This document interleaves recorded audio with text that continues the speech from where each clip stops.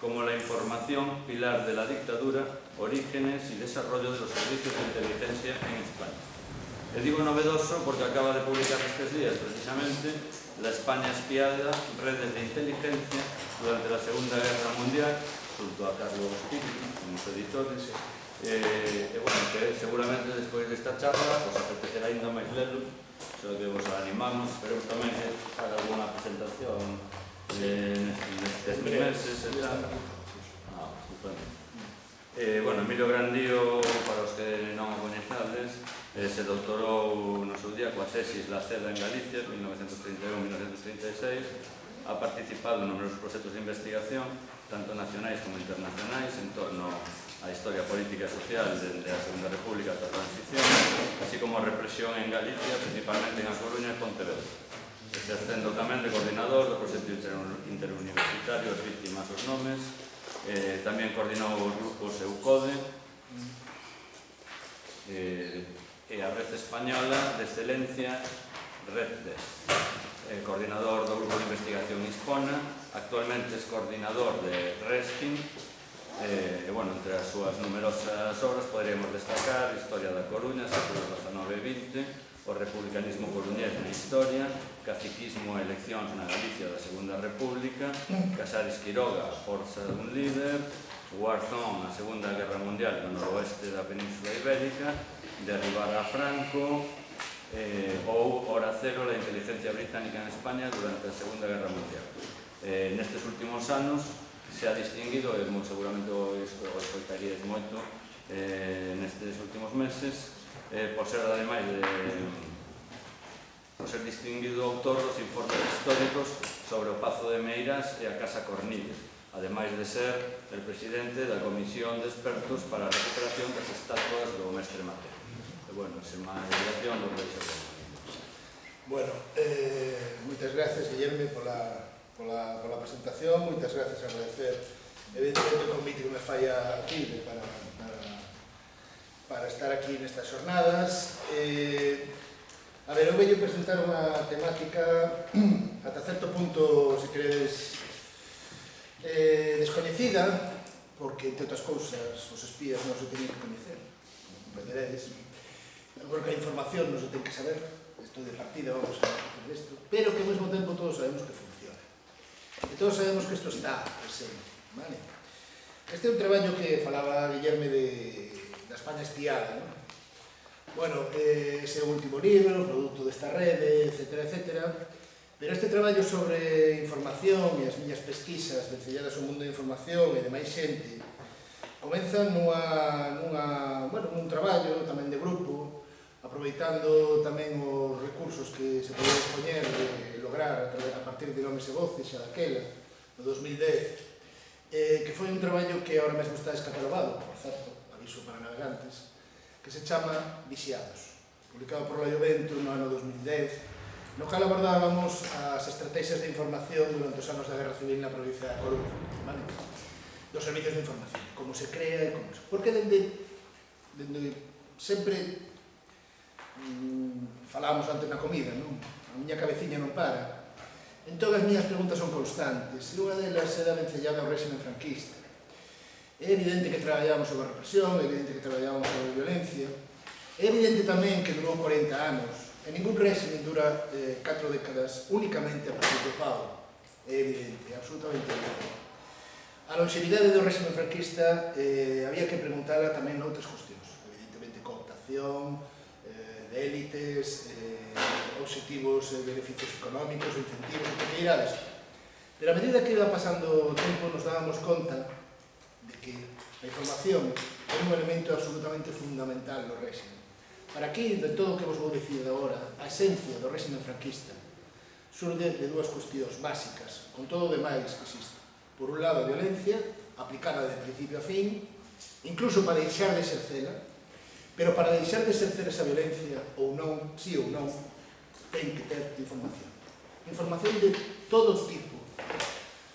Non é verdade, isto sabemos a partir de todos estes estudos que seguimos desenvolvendo, non é verdade para nada que os servicios de información franquistas e da dictadura procedan e aprendan do que lles dá os alemanes, os nazis e outro tipo de servicios de espionaxe. máis. Ao contrario, a altura da Segunda Guerra Mundial e dos anos da guerra, e desto falarei tamén, os servizos de información españoles estaban absolutamente ao mesmo nivel, prácticamente ao mesmo nivel que os servizos alemáns, prácticamente ao mesmo nivel que os servizos británicos. De outra maneira, de outros xeitos, o campo de probas que significa a Península Ibérica na súa condición de non beligerante nos anos da Segunda Guerra Mundial beneficia o intercambio, por lo tanto, a partir de aí, os servizos de información españoles, dende logo, son a altura punteira do mundo.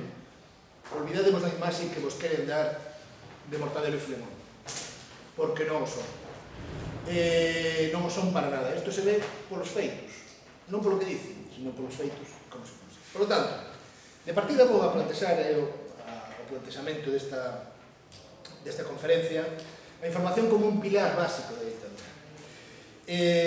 Hai que decir que os sistemas de información, xa digo, se modernizan en España prácticamente a partir da dictadura de Primo de Rivera, é dicir, de maneira absolutamente coetánea co que acontece noutros servicios de información do mundo, especialmente europeos, e é moi claro unha modernización, unha tentativa de modernización no ámbito máis democrático, cara a defensa da democracia, por parte dos servicios de información dos anos da República.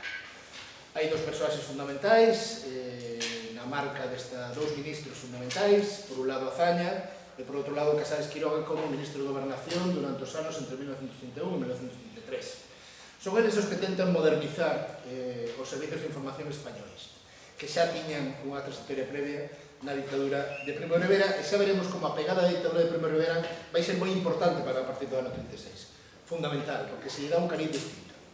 Se ven a altura dos servicios democráticos plantexan unha cuestión, digamos, de que hai que captar información de determinadas maneiras, fan unha liña de continuidade respecto da análise do que son os seus dous principais peligros.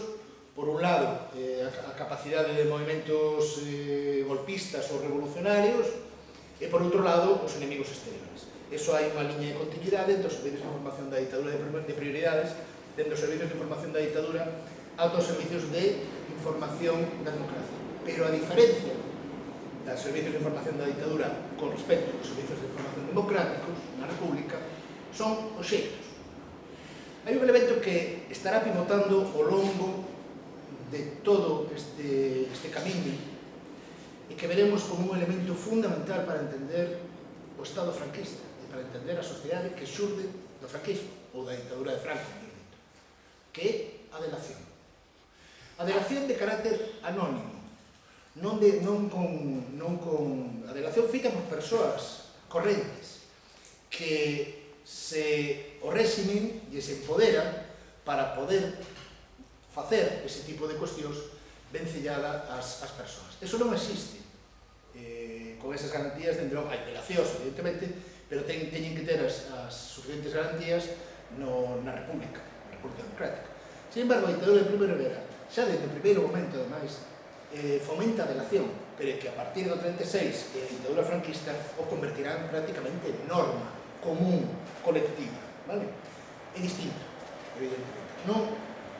O que fan os servicios de información non é distinto, se vai aprendendo das técnicas, se van aprendendo as maneiras de tal. A cuestión é como se fai e para onde se fai, é dicir, que objetivos persigue a obtención desa información. Ben, saltando moito, xa comenzando no ano 36, hai que decir que o primeiro que temos que decir destes sectores, destes grupos, é que son profesionais. É dicir, son profesionais nunha materia que se chama recollida de información. Eu sempre o visto con esta imaxe. A información é un mercado. E ese mercado de informacións, de notas, de noticias, etc., o recolle moita xente. Con ese mercado, aí, digamos, operan moitos sectores. Por exemplo, cando estaba falando de ámbitos de guerra, de conflito, ou como pasa na Segunda Guerra Mundial, van aos mesmos lugares a coller información. Os bares famosos, o Teco Palace, o Embassy, os hoteles, onde están alemáns, británicos, ou americanos, etc., intercambiando esa información, non é casual. É porque aí é onde poden conseguir o seu produto, para entendernos. o que veñen a buscar. Por lo tanto, hai que desterrar a idea de que a información, esa idea romántica, hasta certo punto ben ficcionada, que nos chega a partir da lógica posterior á Segunda Guerra Mundial do antifascismo, de que os servicios de información, a maioría deles, digamos, pertencían a un bando ou pertencían a outro. E, polo tanto, os axentes doble X, supoño que todos entenderedes, os axentes dobles eran a excepción e non a norma. O que defendemos dentro deste grupo, e a partir de traballos que nos corroboran o que estamos facendo, é que os dobles son a norma, non a excepción, e triples, e cuadruples, porque son profesionais. Recollen información, outra cousa é esa información a quen lles vale, para que executan e para que non. Pero son profesionais, volve a existir porque isto é importante. As liñas de continuidade existen, mesmo da República, os aparellos de servicios de información franquistas, existen porque son técnicos, son técnicos especialistas nunha cousa que se chama acadar información, vale? A información que vai seguir. Por certo, isto quizás é un pequeno encapsulamento. Ata o 1945, 1940, 1945, ata os anos da Segunda Guerra Mundial, a información con todos estes profesionais o que tiña é un carácter, se queredes, ata certo punto defensivo. Previr que pudera haber unha folga revolucionaria, previr que pudera haber un golpe de Estado, etc. Sublevación nos cuartéis, pero sempre un carácter defensivo. A partir da Segunda Guerra Mundial, o mundo cambia, e tamén cambia a aplicación da información, e convírtese a información en algo propositivo, é dicir, sirve para previr e orientar a sociedade cara a determinada xeito, é dicir, de ser, é dicir, avanza o paso, vale? Este é un cambio que se produce, evidentemente, a partir da Segunda Guerra Mundial, que se comeza a producir, pero que o franquismo terá despois do 39 e despois do 45. A información sirve para controlar o régimen, para controlar a sociedade, vale? Para levála onde queira, vale? É unha ferramenta para levála. Por iso digo que as dúas principais elementos do régimen franquista, da dictadura, é por un lado a violencia e por outro lado a información total, non? Profesionais. Ben, o tema da delación. Ben, dende o comezo da guerra, os órganos do Estado animaron a cidadanía a colaborar, dende o principio e comezo da guerra, dende o inicio, a colaborar coas forzas de orden pública. Podes afirmar que se teceu durante estes anos unha túpida densa rede de vixiancia e control social. Aquí hai todo un complexo heteroxéneo universo de individuos, profesionais e non, de verdade, pero os mandos fundamentalmente son profesionais. Por exemplo, para ver cales son os seus fins, os seus objetivos, os xefes provinciais do movimento, os xefes provinciais de Falange, envían mensualmente, isto ainda o vin fai uns días, precisamente en Alcalá, no Chico de Alcalá, partes mensuais. E todos teñen o mesmo, as mesmas preguntas, son 20, 21, que non vos vou a decir, pero que todos os meses teñen que cubrir iso. Entre elas está o funcionamento da Secretaría Local, información sobre a marcha de cada servicio, os circulares publicados, o número de oficios recibidos, a colaboración do partido coa Diputación Provincial, o para obreiro, o ambiente sobre a guerra, no cal aí aparecen mes a mes, se queren bastante impresións sobre a rede pública, quero dicir, unha tupida rede de moitísima información. Cada servicio de información non é un servicio de información unitario, en principio. Cada grupo, cada, digamos, corporación ten, e mesmo cada partido, cada organización, de inicio vai ter o seu propio servicio de información.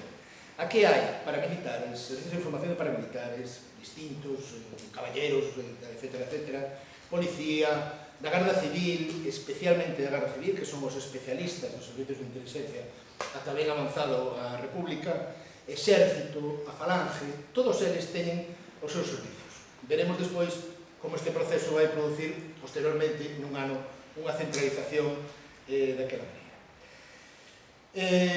Comeza a difundirse dende o primeiro momento, por iso non é algo que veña sobrevido, senón que ven dende o primeiro momento un control absoluto da sociedade en base á información. Unha normativa sobre unha colección, sobre como se fai un ficheiro de rojos e indeseables, puntualiza, por exemplo, aqueles que teñen que colocar os seus nomes, non ese ficheiro persoal. Por exemplo, los rojos que hayan actuantes, los indeseables. Indeseables es aquella gente, definición textual, aquella gente que sin una definida situación política se aprovecha de los disturbios para sus fines inconfesables. El tercero son también hay que vigilar a los extranjeros. El cuarto, a los rojos simpatizantes. Definición: aquellos que sin ser peligrosos por su actuación sean enemigos de nuestro movimiento y se dediquen a desprestigiarlo. Es decir, isto me pasou en alguna ficha tamén de vixiancia, na que un informe da Falange, na que ele decía dunha determinada persoa, decía non estuvo implicado en ningún asunto contra el régimen, pero puede llegar a estar. Y con eso ya se le ponía bajo el punto de mira. Claro, estos son, evidentemente, los rojos simpatizantes. Bien, terminaba esto para que entendáis el tono, que no es un tono profesoral en unas aulas de una universidad, sino que es un tono de guerra civil, de un mando militar, en el que dice: tenéis que hacer una labor sensata, sin dejarse llevar por sencillas venganzas o pasiones aldeanas, por hechos ciertos. Espero te darás cuenta de la importancia que este asunto tiene, años de guerra, y que por tratarse de una misión política de alto alcance, la cumplirás. Non é algo circunstancial da guerra, é algo que aspira a convertirse.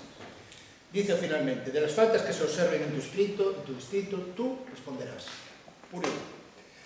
Ben, as milicias. As milicias foron utilizadas tamén neste fin, pero tamén falábamos, creo que hoxe pola mañá, da vixiancia. E a vixiancia, esta sociedade convirtese nunha sociedade na que todo o mundo está baixo suspeita. Todo o mundo. Tamén as élites. Falábamos de listaxes, non? Bueno, pois unha das primeiras cousas que aparecen durante os primeiros meses e posteriores, durante os anos da guerra, maioritariamente, na prensa que se publica, evidentemente controlada polo aparello do Estado, é que publicanse nos medios de comunicación as visitas que recibían, sobre todo nas primeiras datas, os delegados de orden público. É dicir, con nomes e apelidos. Tal persoa visita o delegado de orden público. Tal persoa visita o delegado. Por unha parte, é unha forma de exteriorizar a adhesión, certo? É dicir, esta xente está con nós. Pero, sobre todo, o máis importante é que defendían a imaxe da adhesión. Había moitos que o que pedían é que non mataran os seus parentes, en esa maioría dos casos. Pero isto, evidentemente, non se distinguía, sino que se utilizaba, esta información se utilizaba desta maneira e non de outra. Non había mellor xeito de control que dominar a información que recibía a sociedade. A partir do mesmo 20 de xullo, a primeira exposición que se fai, por exemplo, na Coruña, é que quedan prohibido nos estabelecementos públicos emplear altavoces para radiar noticias que non procedan do movimento militar. Posteriormente, calquer tipo de comunicación, calquer tipo de información, ten que ser controlada. As radios son vixiadas, todos sabemos que hai auténticas redadas en busca de radios, para que non se colle información, pero tamén para que esa información, é dicir, para que só se teña unha información. Tamén de material impreso. Para máis aínda, nos establecementos públicos xa dentro dos primeiros días, aproximadamente o primeiro mes, 15 días, cando se comeza a estabilizar mínimamente os frentes, os establecementos públicos das cidades, en Galicia, supoño que nas zonas controladas nos primeiros momentos, os estabelecementos públicos máis concurridos das cidades teñen os seus aparatos de radio acceso. Aberto. Pero non aberto así para que escoitemos ali a Pirenaica. Non. Aberto o máis alto posible. Normativa estricta. Para que todo o mundo escoitara. Non só para que escoitara os clientes de locais, senón tamén no exterior. Nalgúns casos, chegan a colocar, a poñer emisións de radio ata 6 veces o día. É dicir, unha inmensa campaña de información inicial, estamos empezando, inicial, que denota, evidentemente, que se quere controlar dun xeito o máis total posible isto. Ben, unha das cuestións que me acontece sempre cando trato de presentar como son as movilizacións conservadoras é facer entender a xente que a movilización de dereita non ten pouco que ver con a movilización de esquerda social.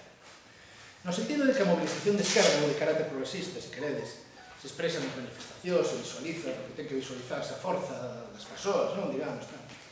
pero que solicitan para como movilización conservadora non é, que tamén, a adhesión ante a toma de Bilbao ou a toma de onde sea, que sí, que iso se ten que visualizar, moi contadas veces, moi controladas veces, baixo coacción, vale?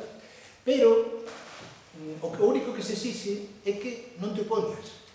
É dicir, que sexas absolutamente indiferentes, que non contestes, que non preguntes. Todo iso se consigue en base a unha auténtica sensación de medo, dende o primeiro momento, vale? E o medo controla esta capacidade de información. O das delacións, que comentaba ao principio, xa dende o primeiro momento comeza a ser ampliamente difundida, con moita maior intensidade que na época da ditadura de Primo de Rivera, que era algo máis ou menos, non diría anecdótico, pero sí que se fomentaban de que non... Ahora mesmo se convirte en lei. Vou vos ler de unha maneira moi breve uns folios do xefe da guarda do castelo da cárcel, da cadea de San Antón, na Coruña, do 17 de setembro do 36, no que dice unha especie de folla de ruta de como teñen que facer os carceleiros desa cadea, e dice: el jefe da guardia, en su diaria e constante comunicación con os presos que en calquer momento poden ser levados ao paseo, ou fusilados, quero dicir, non é unha clase dada aquí tranquilamente nun ambiente democrático de debate e de tertulia, estamos falando dunha situación absolutamente de tensión extrema. Con los presos, estudiará detenidamente el personal a su custodia, es decir, a los presos. Se fijará en aquellos que, por la poca importancia de la pena que sufren, por su cultura, por su moralidad, pudieran prestarle el servicio de espionaje interior. Para conseguirlo, y aunque solo sea aparentemente, les demostrará su afecto y simpatía, a cambio de lo cual les pedirá que de cualquier cosa que vean, oigan o sospechen, les den cuenta inmediatamente, siempre que ello guarde relación con el régimen de la prisión. Institucionalizada de relación, y seguiremos, avanzaremos todavía más. Es más, llega un momento en que los propios mandos de los servicios de información y de la propia represión no tienen ni siquiera que salir de sus oficinas. Santos Otero, Manuel Santos Otero, con su hermano Rodrigo Santos Otero, responsables da represión na cidade da Coruña de unha maneira moi intensa no primeiro momento, un ano despois, do 36, falaba de que se facía naquelas datas. É unha causa moi interesante porque están no 37 en Chilos de Victoria, etc. Por lo tanto, contan todo. E dice como facía él nese momento. E decía: a excepción de los primeros momentos en que hubo necesidad de empuñar las armas para batir a los marxistas, no salió el que relata de la casa cuartel. No salió. Ni mucho menos hacer registros, pues solamente intervenido en hechos de armas de cabecillas destacados. Vale. Servicios estos que dirigió y mandó personalmente, limitándose con respeto a los demás a dar instrucciones desde su puesto a la tropa que efectuada. Lo curioso es, dice, esto seguido, han sido miles los registros efectuados por la fuerza a sus órdenes. Continúa con toda una serie de disposiciones que también os podría comentar, pero el sistema funciona, siempre y cuando el miedo, la coacción, el contexto en el que estamos, fai funcionar as cousas. Vale? E isto se consigue a partir do medo, entre outras cousas, pero tamén nun sistema no que a información está totalmente controlada e non aparece. Por exemplo, unha das primeiras cousas que aparece como elemento de contrainformación, que tamén está registrado no arquivo do Tribunal Militar de Ferrol, son octavillas lanzadas escritas por un comité da Frente Popular, que se autodenomina Comité da Frente Popular, que non existe, a finais de xullo de 1936, para decir que hai unha resistencia, que aquí seguimos funcionando. Por qué? Porque non hai outra información máis que a única. E iso se transmitía no papel, e se recolleu, se incautou nun momento determinado. Pero era a única maneira de comunicarse, porque todo o demais estaba absolutamente controlado. Falábamos pola mañá de listaxes de todo tipo. Listaxes de registros de obreiros en Pontevedra, por exemplo, están registrados. Normas, por exemplo, para o registro de obreiros en Pontevedra. A cada obrero se le extenderá una ficha y en el momento de la inscripción se le entregará un carné que servirá no solo para identificarlo, sino para anotar las incidencias que en su vida de trabajo se produzcan. Listaxes de empresarios, falábamos das élites, que veíamos como se acercaban ao delegación de orde público e de outras entidades. falamos das entidades, nas cais, evidentemente, todas teñen que quedar registradas. Aquelas, no caso das entidades é moi claro, no plazo de 48 horas se insta a que se presenten na delegación de orde público os depositarios desos centros para os libros de contabilidade, ameazando, evidentemente, de que el que non lo realice en dicho plazo se considerará como revento. Ben, unha primeira tentativa de centralización dos servizos de investigación e vigilancia será a partir de outubro de 1936, momento en que, como se sabedes, momentos en que o frente comeza a estabilizarse. Comenzan a aparecer todo o que fora antes, entre comillas, incontrolados, comenzan a darse, digamos, alguna infraestructura, tamén dos servizos de información e vigilancia, que teñen que ter unha centralización de mando para entendernos. Por exemplo, hai toda unha normativa sobre quen ten que estar nestes servicios. Chegabas a estipular un pago diario, por exemplo, nos casos de policía, de 5 pesetas, e recomendábase non pagar en exceso as confidencias, xa que la adhesión a la causa debe ser el móvil principal que mueve al personal encargado deste servicio.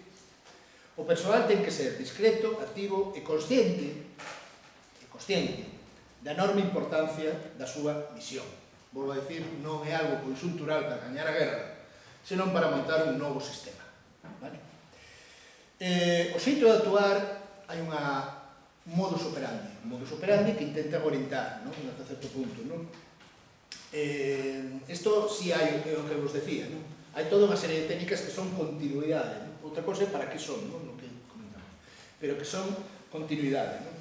Decía que un sospechoso de espionaje, como regla general, non debía ser detenido, se estrechará la vigilancia sobre él, se cambiarán los agentes para que no lo descubra, se le facilitarán ocasiones y personas que creerá casuales, y probada su culpabilidad, se descubrirá quién vendía, quiénes le auxilian, cómo se relaciona, y cae toda la red. Bueno, esta é unha maneira de operar que é absolutamente norma. Só coñece unha excepción. E esa excepción é a que aparece, tamén vou falar do meu libro, na España espiada, no meu capítulo, falo da rede de San Miguel, caída no ano 43, e que cae con toda a documentación xunta, que está no Tribunal Militar de Ferrol, por se queredes a vela, 7 caixas, enteiras, vale? E cae toda nunha pensión co cabecilla. En todos os demais procesos que teño visto, que temos visto en xeral, esa digo, unha rede moi amplia, a operatividade para facer caer as redes de información ou de resistencia clandestinas son precisamente desta maneira, progresivamente, con paso moi paciencia, etcétera, intentando que se vexa todo o alcance da rede para despois caer sobre ela, nun momento determinado. Xa digo, a única excepción que vi, e por eso tamén é singular, e por moitas outras cuestións, é a rede San Miguel no ano 43, en novembro do ano 43. Ben, o funcionamento das oficinas do SIN, do Servicio de Información Militar, alguén escribiu, creo que non me acordo de onde está esta cita, así unha descripción dun archivo dunha causa militar de que se facía, por exemplo, dentro da oficina do SIN da Coruña. E decía, a organización de dicha oficina do SIN, por certo, para aqueles que se xades da Coruña ou que paseades alguna vez da Coruña, os vou a poñer en ambiente de cal era a oficina do SIN da Coruña, porque é moi interesante. O sea, se ali poñedes ese escenario é absolutamente vos metedes na realidade. Non sei se alguén de aquí a Coruña, se vos digo a Casa Escudero, sabedes caer. Se non é esa, se non así, se vades por Juan Flórez, saindo da Coruña, a esquerda, en frente de Cortefiel, hai unha especie de palacete, bueno, pois esa é a sede do SIN da provincia de Coruña. Ben, decía, a organización da oficina do SIN. Funcionan en ella unas cuantas personas, unas cuantas, de feito hai fotos dela, da operatividade na prensa, as cuales recogen rumores, oyen conversaciones, toman nota de lo que a ellos les parece sospechoso y luego cuentan en la mencionada oficina lo que han observado. La oficina manda una nota secreta a Policía y Guardia Civil y estos corroboran o niegan la nota en sí. Fácilmente, dicen ellos mismos, fácilmente se comprenden que las denuncias son acogidas con suma facilidad, es decir, non hai problema con chegar a esta. O problema é que nun momento determinado aparecerá unha avalancha de denuncias, unha avalancha de delacións, que a propia estrutura non é capaz de facela, e xa veremos cales son as solucións. Falábamos de que as élites son vixiadas, falábamos tamén hoxe pola mañán da Igrexa, a Igrexa tamén é vixiada. Son vixiados eles mesmos, correspondencia, calquer cuestión, aparecen informes vencillados a eles mesmos. Quizáis os que máis sexan vixiados internamente son precisamente os propios membros de Falange ou os propios membros que están detrás do golpe militar. Como xa decía hoxe pola mañán, no ano 37 e 38, boa parte daqueles mandos militares que participaron na sublevación foron tamén acusados en causas militares para poder depuralos, porque non era suficiente a súa adhesión a causa ou porque tiñan algunha mínima cuestión nese sentido. Vamos a chegar ao punto de que un delegado de orde público da Coruña, precisamente o que falábamos da Navidade, do Nadal, non? Un delegado de orde público da Coruña, Eustaquio de Deu, recibe precisamente unha denuncia do bando contrario da Guardia Civil que se encarga dos servicios de investigación, dos de Aro, vale?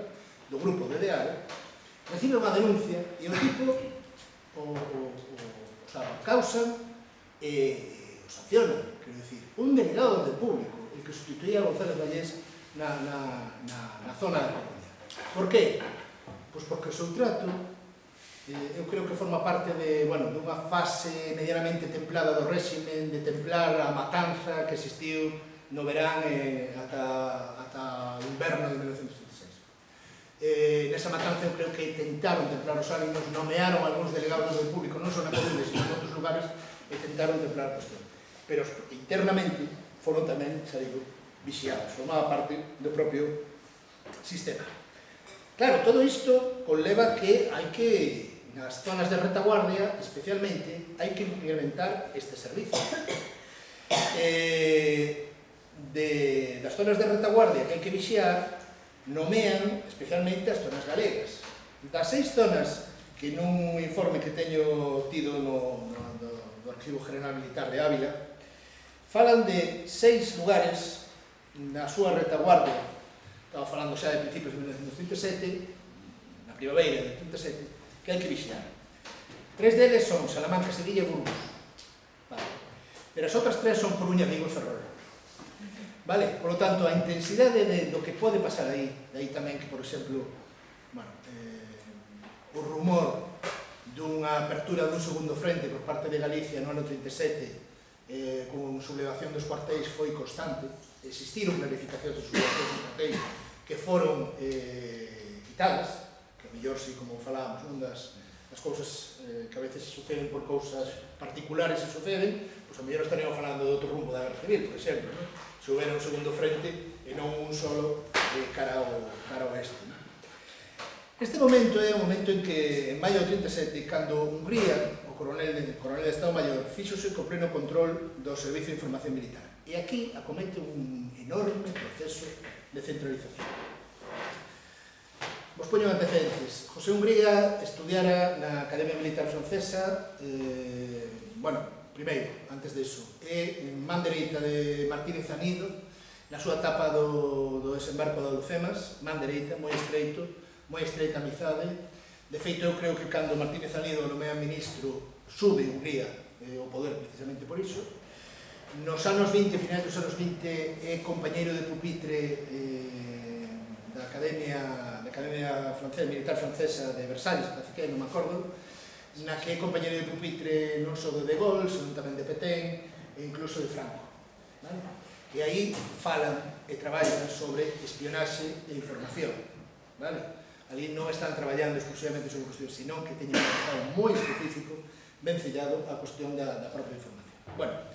A cuestión é que Hungría lle plantexa en maio unha renovación total a Franco dos servicios de información e ata outubro do 37, outubro é cando xa o Frente Norte evidentemente se remata, cando xa a partir dese momento a guerra está prácticamente decantada cara ao bando sublevado, pero hai que preparar o futuro. E preparar o futuro non implica gañar a guerra, senón ter a guerra non necesariamente, falábamos hoxe pola mañá tamén, cunha maior aniquilación física, ou sí, pero non só coa aniquilación física chega, porque vai haber descendentes, porque vai familiares, porque vai haber xente que se considera afectada por unha aniquilación física ou sí, ou de outra maneira, non? Pero a cousa é crear o futuro, non? E isto da información vai a ser especialmente importante para ela. Xa digo, nos primeiros momentos para ela se incentivará, sobre todo coas reformas levadas adiante por Hungría. O esquema era o seguinte: os delegados de orden público siguen a ser as pezas dominantes dos servicios de información, sin dúbida, pero agora van ter que compartir certas informacións con servicios especializados por parte dos servicios de investigación e vixilancia. Bueno, hai toda unha serie de agrupamentos. Ata ese momento, por certo, isto é importante, ata ese momento a rede de información do bando sublevado máis importante ata o momento da centralización de Hungría era a que se levaba adiante polos Pirineos, Barcelona, etc., que era que se chamaba o SIFNE, Servicios de Información da Fronteira Nordeste de España, plantexada fundamentalmente para a fronteira francesa. Me interesa saber do SIFNE por unha característica que vai ter tamén o réxime, non só nos servicios de información, senón en xeral, que o SIFNE era unha subcontrata. É dicir, o SIFNE era encargar de unha empresa, arbitral in situ, levar adiante estes servicios de información pagándolle unha cantidad de cargos. O que vai facer Hungría é precisamente integrar o SIFNE, pero facendo a nivel de Estado. Pero o que facían co SIFNE era unha pura externalización. Para entenderlos, que este carácter de externalizar e de empresa privada, este tipo de cuestións, denota certo carácter tamén nos servicios de información, non pensedes que non. A disponibilidade dos novos axentes do Corpo de Investigación e Vixiancia ten que ser absolutamente completa. Bueno, teño toda unha relación do que cobraban, chegaban a cobrar 3.750 pesetas, pagaderas en meses vencidos, non tendrán derecho ni a ascensos ni a haberes pasivos. Bien, unha cousa me interesa destacar: xa nas propias normas se indica que vai haber persoal femenino. É dicir, esta cuestión das mulleres espías, que son a excepción e non a regla, perdoade, pero non é así, como podedes entender. Dentro deste grupo que temos montado, xa digo, de máis universidades españolas, estamos en unha preparación xa inmediata, estamos xa facendo, dun libro sobre servicios de información vencellado a mulleres. Sen rascar moito, sen indagar moito nos nosos artigos respectivos, e sumando as que temos referenciadas do que temos agora mesmo, sin dedicarnos especificamente a ele, en toda España se nos salen 150 mulleres. Sempre era a muller de, ou a secretaria que estaba non sei onde, ou a recepcionista do hotel, ou, bueno, todas estas, xa veres, dende o primeiro momento, incluso pola propia normativa do 37, xa se expresa que vai haber persoal femenino, vale? E non só como secretarias, vale? Senón como axentes de investigación e vixiancia. Ben, tamén aparecerán unha nova denominación, que son os axentes honorarios. Axentes honorarios, evidentemente, é un eufemismo co que se camuflaba dunha maneira moi clara o colaboracionismo nestes procesos de vixiancia. A comisaría, concretamente no caso da provincia da Coruña, que é a que teño máis traballado, evidentemente, que vou contar datos máis concretos dos anos da guerra, a comisaría da Coruña tiña outras dúas sedes en Santiago e Ferrol, nunha estrutura semellante ás delegacións de orde público. Hai 3 delegacións de orde público na provincia: Coruña, Ferrol e Santiago. Pero o curioso é que despois as áreas de influencia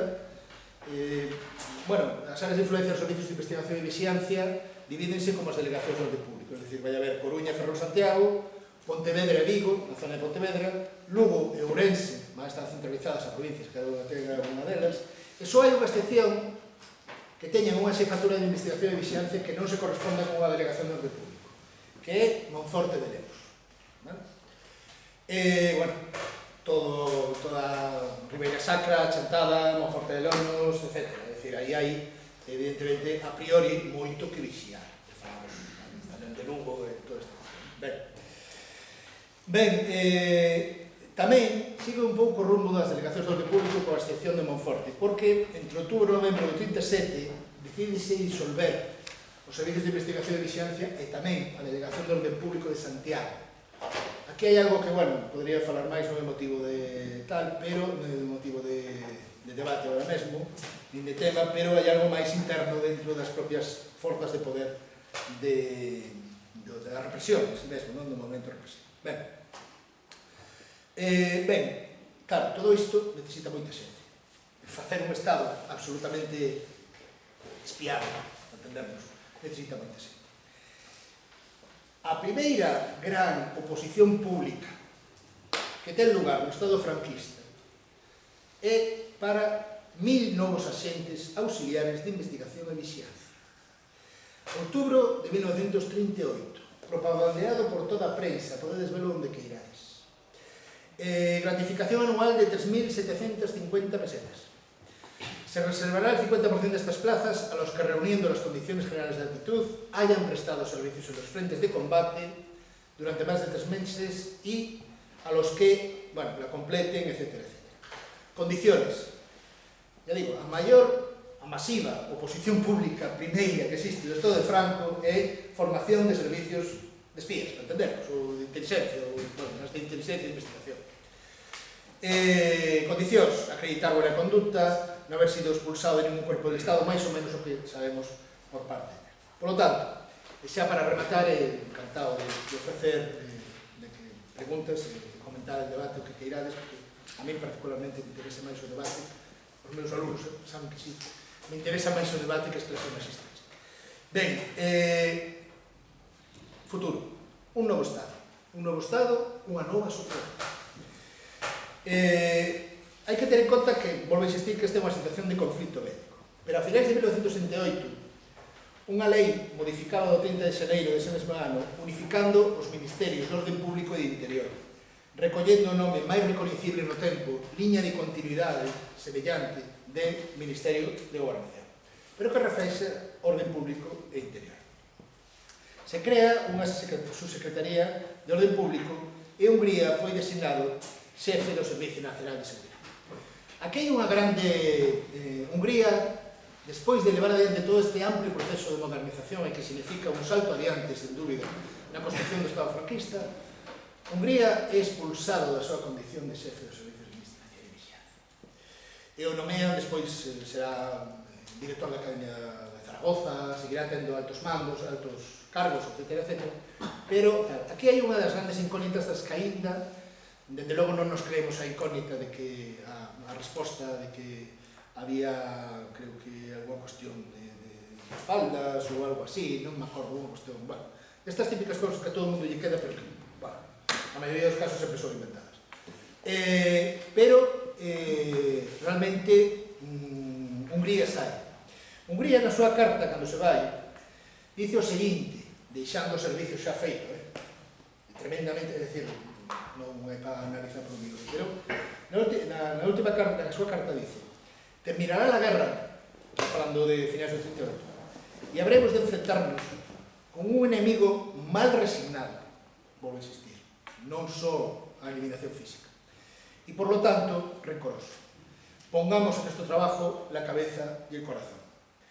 A idea de que a información era peza fundamental para a seguridade do Estado continuou, como xa sabedes, moito máis a da Guerra Civil. Estos somos contando os anos da guerra, pero podemos seguir contando cuestións de como funciona, como se desenvolve e como se modernizan na Segunda Guerra Mundial, nos anos 50, a evolución de moitísima xente que se non o vemos dende unha liña de continuidade e de profesionalidade non podemos apreciar a totalidade do que significan. Vamos a decir un dato, por exemplo, Manuel Gutiérrez Mellado, sí, aquel de Tejero, quinta columnista, creador en grande parte da quinta columna en Madrid, incluso encargado en el año 41 de establecer ciertos contactos con Gibraltar, para el 40, para llevar adelante la operación Félix, ¿vale?, de invasión. En el año 46 es el segundo, digamos, de la segunda sección BIS, máximo autoridad en el sentido de los ámbitos de inteligencia, pero sin embargo todo el mundo sabe que es el que manda, y al final después, bueno, tuvo una serie de trayectoria. Nos acabamos con Gutiérrez Mellado defendiendo y siendo un pilar importante, muy importante, frente al ejército en los primeros años de la transición democrática, sin duda. Entonces, toda esa trayectoria solo se puede ver a través del profesionalismo de los mandos, evidentemente hay amateurs, hay gente voluntaria, evidentemente, pero solo se puede ver a través de una expresión técnica. absolutamente técnica e formal. No caso que estamos falando do franquismo, sobre todo os anos da Guerra Civil, o carácter interno do conflito, esa Guerra Civil, privilexiou os obxectivos da procura de información. Había que gañar a guerra, pero a partir de metade de 1927, eso, a ver, que gañala, evidentemente, pero, a ver, non é absoluta. O obxectivo é sentar as bases do futuro. Vía aniquilación, pero tamén vía isto. A súa supervivencia durante varias décadas, a supervivencia do réxime durante décadas, acadouse a través dunha sociedade continuando nestes valores, en permanente sospeita, unha constante desconfianza por parte das institucións e dos cidadáns caras institucións, sometidos sempre a vixiancia. Só vos vou dar un dato, tamén outro máis, un inciso, perdoade, a extensión. Informe da Dirección General de Seguridade do ano 59. Listado de xente, grupos, que pon por arriba algo así como grupos de oposición al régimen. Vai de dereita, máis conservadores, á esquerda, e acaba no exilio. O exilio é como a peza, non? Fora de tal. Dereita, empeza a que non sabedes por onde. Polo opus. Todo o mundo ten que ser, ano 59, todo o mundo ten que ser vixiado, todo o mundo se vixía a si mesmo, isto se xenera aquí. Este carácter, esta esencia, esta distancia, tamén o distanciamento da sociedade respecto do Estado, que sempre se considera permanentemente que vixía, que nos vixía, e que está distanciado, pero que non se achega, porque sempre hai algo que tal. Isto das paredes só é isto. Bueno, para finalizar, a orixe dun réxime, dunha ditadura, unha semente que tras medrar permitiu a autocensura, a millor das censuras, sen dúda ninguna, o medo, a falta de ágora pública, a percepción do público como algo negativo, todo isto son valores que se irradian a partir do control de información. Unha comunidade autorregulada sen necesariamente reprimir de xeito constante. Esta era a cuestión. Cando van os deputados, os representantes españois do interior a Múnich, no ano 62, o Consello de Ministros escoita en directo as sesións, os deixa sair, pero non os deixa entrar. Pero os deixa sair, porque hai que coller esa información. Para, incluso, aínda que haxa que deixar facer, hai que ter esa información antes. Se deixa facer ou non, pero o control da información tens que ter. Case 4 décadas, se digo, de réxime, cun coste, evidentemente, para a construción dun futuro dunha sociedade democrática como tivemos a partir de mediados dos anos 70, a partir destes anos, de mediados dos anos 70. Nada máis, moitas gracias.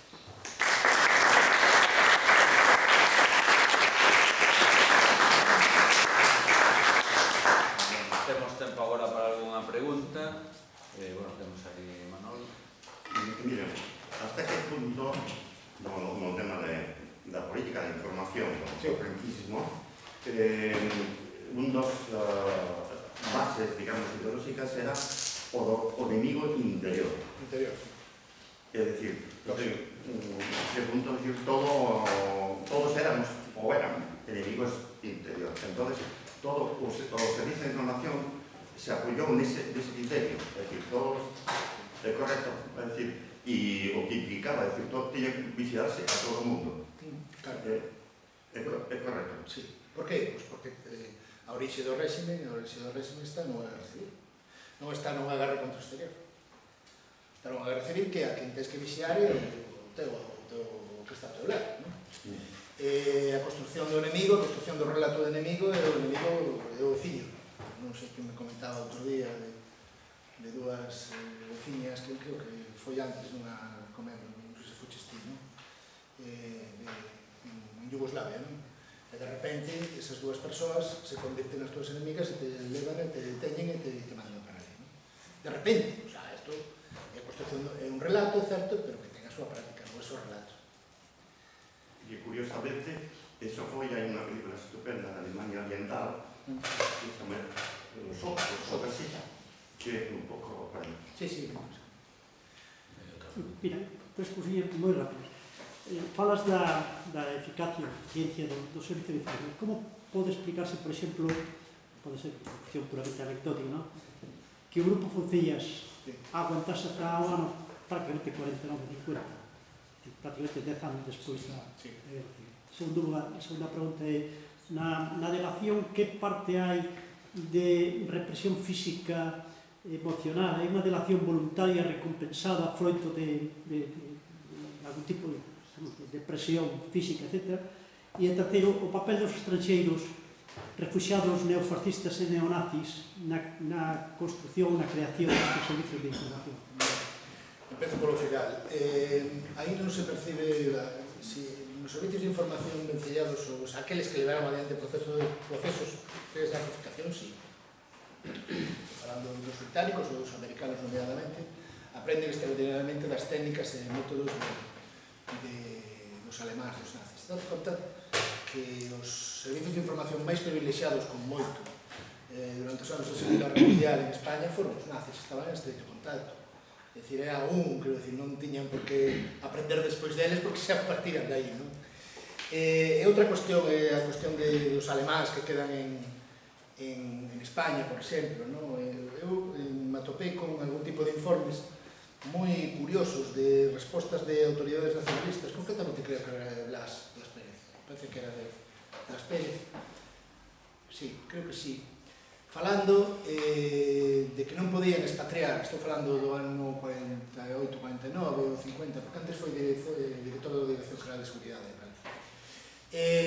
do ano 48, 49, falando de que non podían expatriar, e expresión aos aliados, que non podían expatriar os alemanes, porque eses alemanes, os nazis, non, para entendernos, como se encontraban tan ben en España, non ben porque estiveran na Costa del Sol, sino porque entendían o régimen da dictadura como seu. Entón xa casi lle daban, de feito fala, de que tiña casi cidadanía española, por sentirse ben nese régimen. Quero dicir, o contacto é tan estreito que non hai, é cotidiano, non? Nese sentido de aprender métodos técnicos. Por lo que respecta a cuestión da delación, a pregunta entendo que é cales son os objetivos ou os incentivos de delatar, non? Sí. Sentirse igual que o Terceiro Reich, sentirse parte do Estado. Cando un Estado se divide e tes que tomar partido, e tes que estar, te obligan, ou estás nun bando, ou estás noutro, ou con sorte, te podes poñer de perfil, pero con moita sorte, sentirte parte do lado, sentirte que ese lado te apoia, e que partes de aí. Ese é o principal, entendo, motivación. Logo, hai outro tipo de motivacións. Cartos. Pero, volvo a insistir, non pensedes na información como algo peliculero. O sea, é que cotidiano. É que a xente, nós agora, cando falábamos, hoxe, cando comíamos, acadamos información, todos acadamos información, é normal, é humano. Pensade de unha maneira máis cotidiana. A cuestión é que esa información que pode valer para unha cousa ou para outra. Neste caso non, porque vivimos nunha sociedade democrática na que cada quen pode decir o que queira. Pero, quer decir, eso se produce de unha maneira moitísimo máis natural. Precisamente porque se produce de maneira natural non se percibe. Ninguén che dice, eu teño unha placa de espía.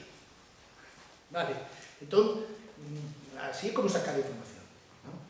Entón, por lo tanto, a delación non necesariamente ten por que haber algo así, se consigue de maneiras distintas. E a cuestión de Foucellas, a ver, eu polo que teño entendido, non son tampouco, a ver, dirixentes de doutoramento vencelladas a guerrilla, algo controlo, pero, polo que teño entendido, a partida de Foucellas foi unha partida tremendamente escorridiza para a policía e tremendamente áxil, precisamente porque tiña poucos operativos, porque se permitía cambiar dun lado a outro de unha maneira bastante rápida, como que lle gañaba, de maneira inteligente. Eso podo constatar precisamente por un informe que vin precisamente que este viaxe a Alcalá me abriu moitas portas, pero eu me acordo agora recentemente na que o mesmo xefe provincial do movimento no ano 45 xa comeza a falar dos Foucellas, precisamente polo propio xefe provincial do movimento, sabes como? Comeza a falar dos Foucellas, precisamente porque os Foucellas que non temos como colleros, o sea, se destacan moito, non? É dicir, que non hai partidas, os do Neira, hai Viveiro e tal, que chegan ata Ferrol, bueno, vale, ben, máis ou menos controlados, pero os Foucellas é que, o sea, dende a perspectiva, eles tamén eran, o sea, isto que falábamos hoxe polo mañán, non pensedes que son todos. Son tremendamente intelixentes a súa análise e valoran a capacidade que teñen de combatir a eles. Que teñen unha capacidade intelectual que tamén a teñen, que hai que, para recoñecer o enemigo, tes que decir quen é, non engañarte nin poñerte unha venda nos ollos, non? Entón, vamos, eu creo que, polo tema do Foucellas, eu creo que vai máis por aí. Se me falas de infiltración dos servizos